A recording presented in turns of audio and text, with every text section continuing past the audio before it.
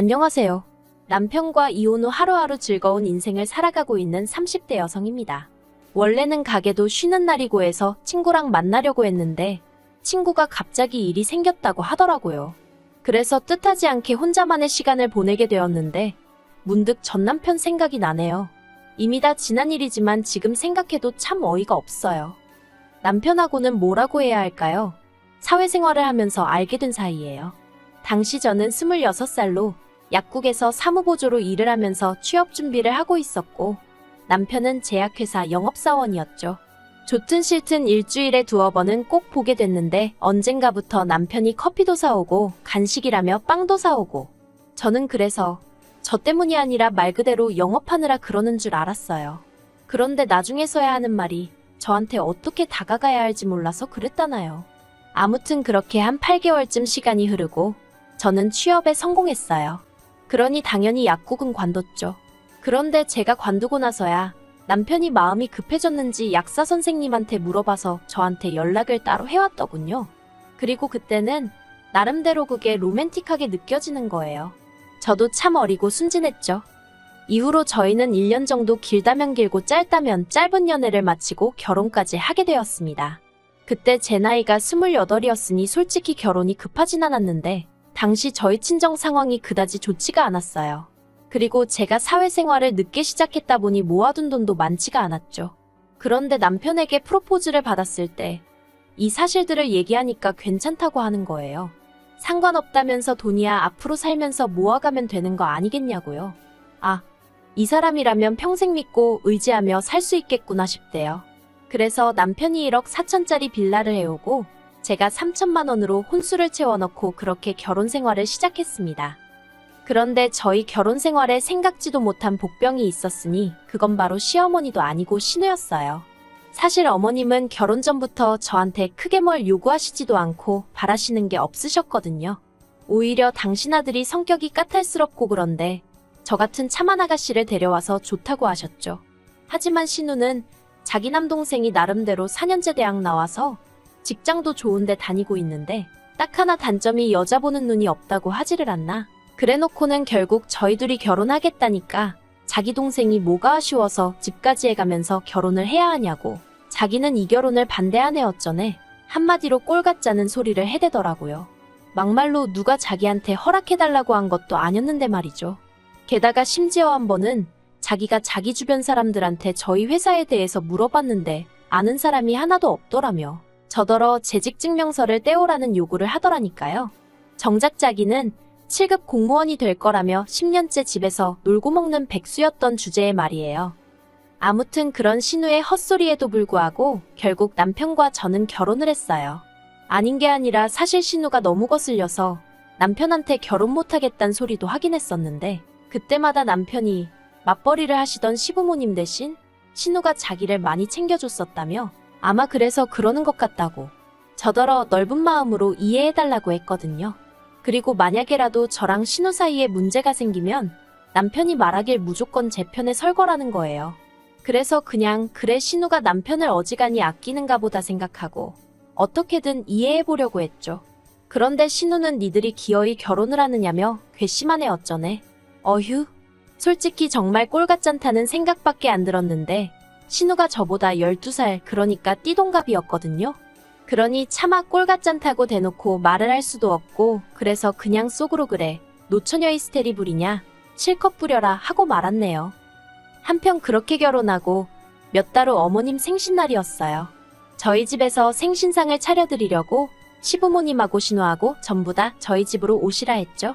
미역국, 불고기 그리고 잡채 정도는 제가 직접 했는데 하다 보니까 시간은 부족하고 그나마 옆에 있는 남편은 별 도움이 안 되고 그래서 나머지는 배달시켰어요. 그런데 신우가 제가 차린 상을 보더니 어떻게 며느리가 시어머니 생일상에 배달음식을 올리냐며 난리를 치는 거예요. 그래서 제가 이거는 제가 한 거고 나머지는 시간이 없었다 하니까 그러면 전날 미리 만들어놨어야지 하며 호통을 치대요. 어이가 없었죠. 자기야 백수니까 시간이 남아도는지 몰라도 저는 전날엔 야근까지 하고 정신이 하나도 없었는걸요. 그리고 저한테 시어머니 생신이기 전에 자기한텐 낳아준 어머니 생신인데 솔직히 할 말이 없어서가 아니라 더는 말을 섞기가 싫어서 알겠다고 죄송하다 하고 더는 말을 안 했어요. 그리고 얼마 후 시부모님과 신우가 이제 슬슬 가봐야겠다며 자리를 일어나대요. 저랑 남편은 배웅할 준비를 했고요. 그런데 갑자기 신우가 자기 팔찌가 없어졌다며 난린 거예요. 그러더니 화장실로 막 뛰어갔는데 거기도 없다면서 또 난리를 치대요. 저는 솔직히 신우가 팔찌를 하고 왔는지 기억도 안 나는 상황이었고요. 그런데 신우가 자기 화장실 갔다 오고 나서 제가 다녀오지 않았냐 하더니 저더러 빨리 내놓으랍니다. 어이가 없어서 뭘 빨리 내놓냐고 뭔지도 모른다고 했어요. 그랬더니 신우가 진짜 그러는 거 아니라면서 지금 돌려주면 자기가 문제 삼지 않겠지만 자기가 뒤져서 찾으면 경찰에 신고할 거래요. 가족이라고 안 봐줄 거랍니다. 이때는 어이가 없는 걸 넘어서 정말 미치고 팔짝 뛰겠더라고요. 그래서 저도 신우더러 집 다 뒤져서 안 나오면 나도 가만히 안 있을 거라고 했어요. 그랬더니 신우가 저더러 뻔뻔하다대요. 그런데 그때 아버님이 주머니에서 주섬주섬 뭘 꺼내시더니 혹시 이거냐 하셨습니다. 팔찌였어요. 아버님 말씀이 신우가 먼저 걸어가면서 떨어뜨리길래 이따 준다고 주우셔놓고 깜빡하셨다면서 그리고는 아버님이 신우더러 얼른 저한테 사과하라 하시니까 신우가 하는 말이 가관이었습니다.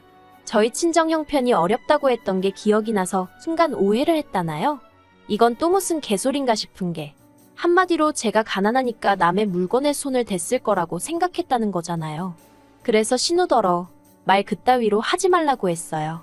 그러자 여지껏 가만히 계시던 어머님이 아무리 그래도 신우가 윗사람인데 저더러 말을 함부로 한다며 저부터 먼저 신우한테 사과를 하라대요.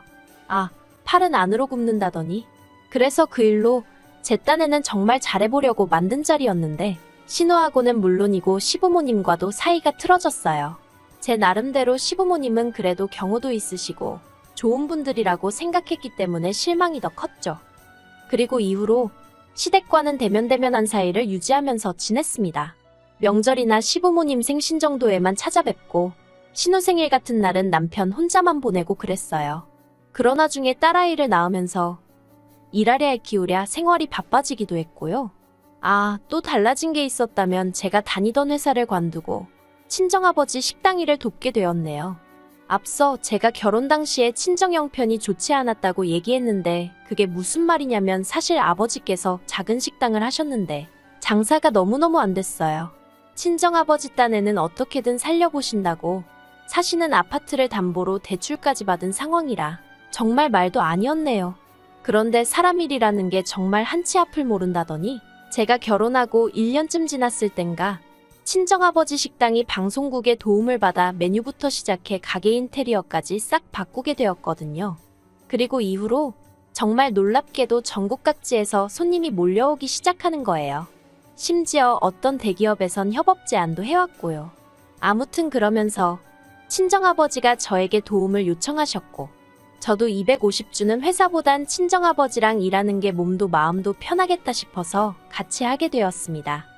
그리고 이후로 친정아버지가 매달 400에서 450씩 챙겨주셨고 그러니 당연히 돈도 전보다 많이 모이겠거니 싶었습니다.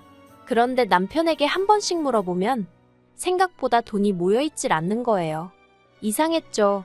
아무리 제가 수학을 잘 못해도 그 정도 머리는 돌아가는데 안 되겠다 싶어서 남편한테 재정 상황 좀 전부 다 오픈을 해보라고 했어요. 이때만 해도 경제권이 남편에게 있었거든요. 그런데 남편이 그냥 무턱대고 걱정할 거 없다. 자기가 다 알아서 관리하고 있다 하며 얼렁뚱땅 넘어가려고 하는 게 여자의 촉이라고 해야 할지 딱 뭔가 있다는 감이 오대요. 그래서 이제 남편하고 말 그대로 대판 싸웠습니다. 까라고 왜 못 가냐고 혹시 도박했냐 아니면 여자 생겼냐. 그러자 남편이 한다는 말이 실은 신우에게 돈을 좀 빌려줬답니다.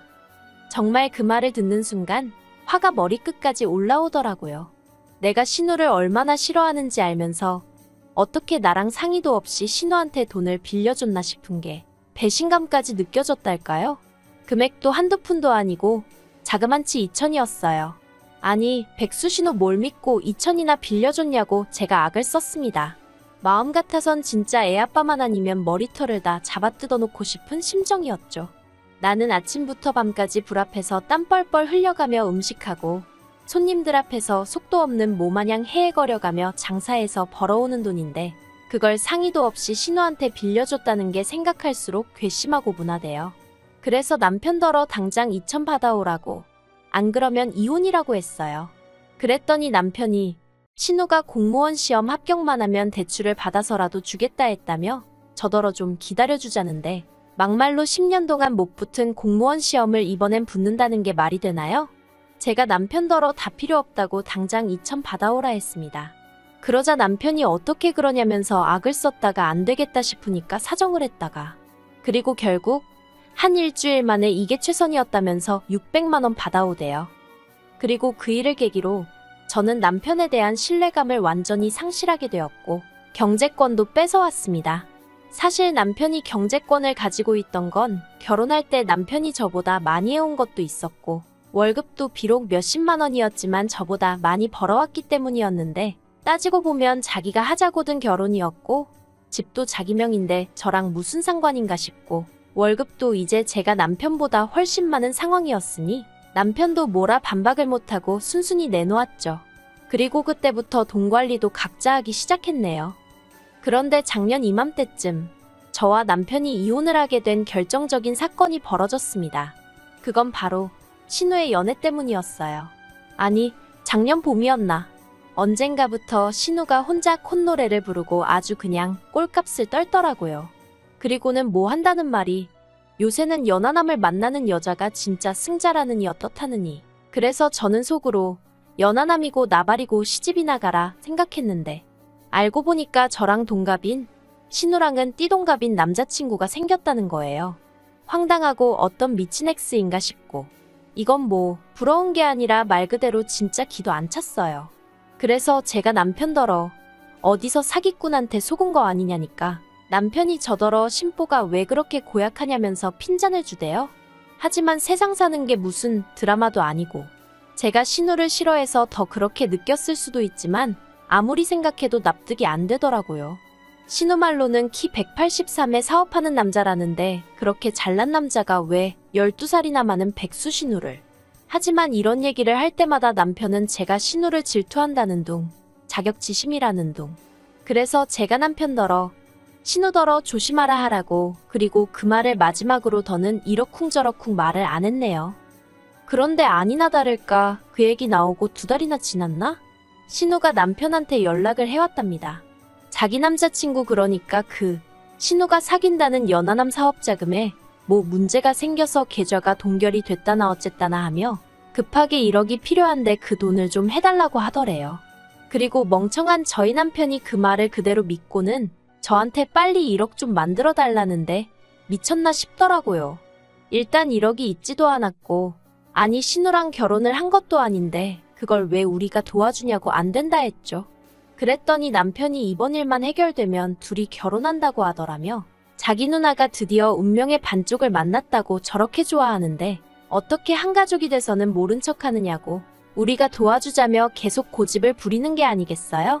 보다 못한 제가 냄새가 난다고 사기라고 무슨 사업체가 뭘 했길래 자금이 동결이 되고 1억 같은 소리 한다고 이러쿵저러쿵 설명하기도 귀찮았지만 구구절절 설명하며 안 된다고 했어요.